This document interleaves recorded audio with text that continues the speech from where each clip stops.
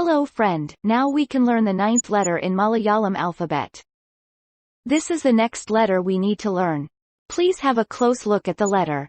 Can you guess its pronunciation? Read the English words. Angel, Asia, Aiden.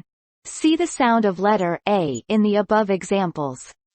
Sound of A in the given set of examples corresponds to the pronunciation of this Malayalam letter.